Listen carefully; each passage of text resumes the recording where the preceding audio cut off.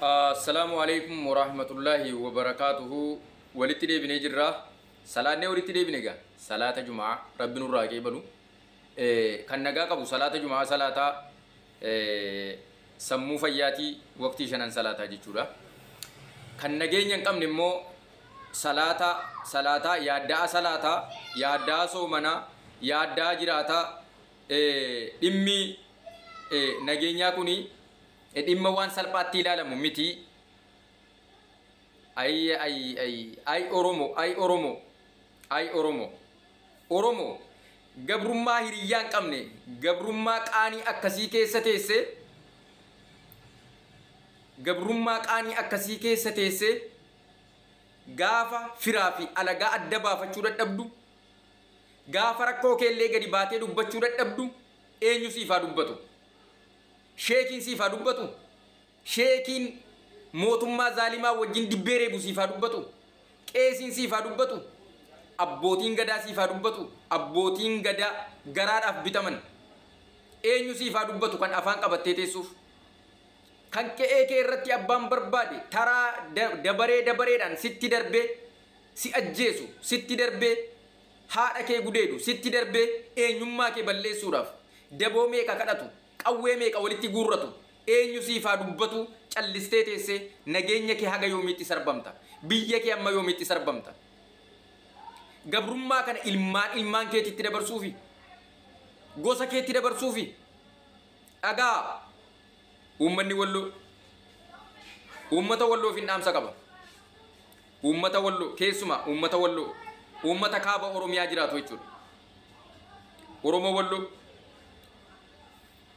nama amantiin sitti hima, kiristaanummaan sitti lallaba, islaamummaan sitti lallaba jedhee reeffa kee irra tarkaanfatee dhiiga kee irra tarkaanfatee osoo nageenya siin hawwin nama callisee deemee sitti dhufu qur'aanichas ta'e baaybilichas ta'e harkaa fuudhii kaawwadhuutii isa immoo akka dandeessetti ofirraa geggeessi.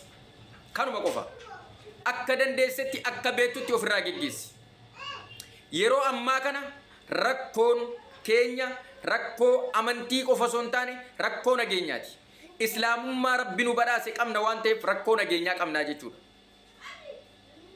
Rakkoo nageenyaa kana osoo furmaata ittiin godhin sheekoliin keenya dheengaddeessa turan. Sheekoliin keenya Tigraayin dhaqanii Tigraayin gargaaru. Osoo uummanni isaanii uummanni Oromoo akka raafuu jalatti harca'u, akka raafuu jalatti murmuramu.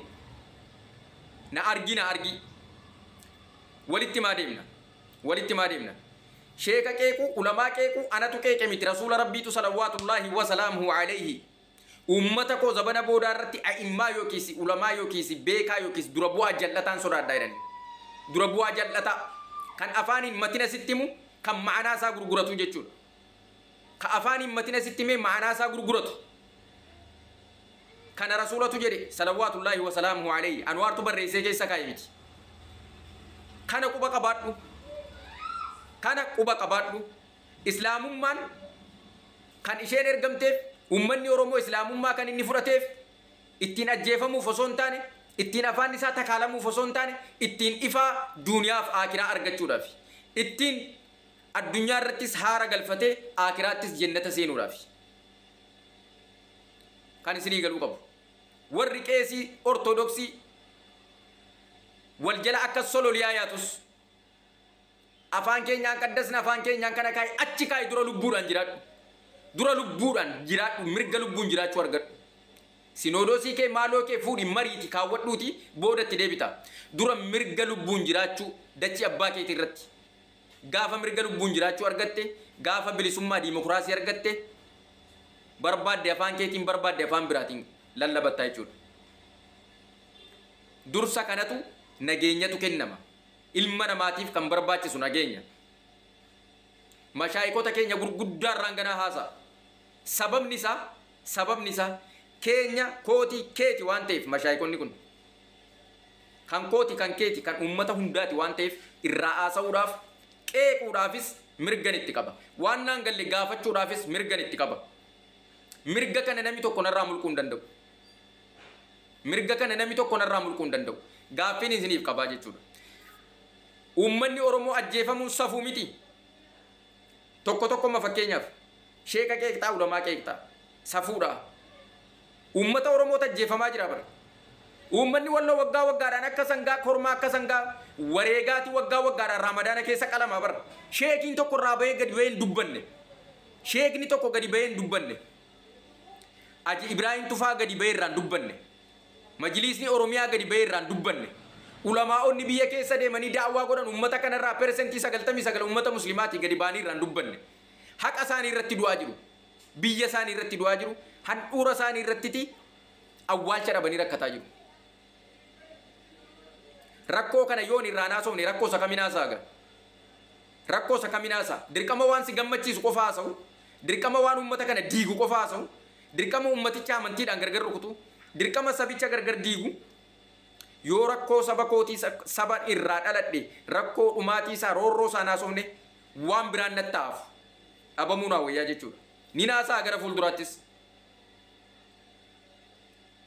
gaafa mootummaa kana wajjin teessanii mari'attan rakkoo hawaasa keenyaa maaliif hin mari'attan uummanni kun maaliif du'aa akka malee uummanni kun badii yoo qabaate badii isaanutu furmaatatti godha uummata kanarraa harka kee kaasi rakkoo gamaa gamanaan bahaadhiyaan kaabaa kibbaan giddu galeessaa burqu kana abbootiin amantii mootummaa kana funyaan ura gaafachuu qabu turan sila miindaan isaa guddaadha mootummaa jallataa kana fuuldura aalimni fuuldura dhaabbatee dubbate fuula rabbiitti illee kabajaa qaba fuula rabbiitti illee milkaa'aadha jechuudha eega namni nu dubbatu hin jiraanne oromoon kiristaanaas oromoon muslimaas amantii kee keessumatti qabadhu ka kiristaanaas amantii kee keessatti qabadhu ka islaamaas keessatti qabadhu biyya keetiif falmi irratti du'i ajjeesi irratti du'i shari'aan siif iyyamaa jechuudha jannata seentaa yoo duutes kanuman jechuu barbaada viidiyoo dhedheeraa waraabuu hin danda'u daqiiqaa 10 waraabuu hin danda'u inni kunis yoo upload ta'e isinuma ga'an jedha walitti deebina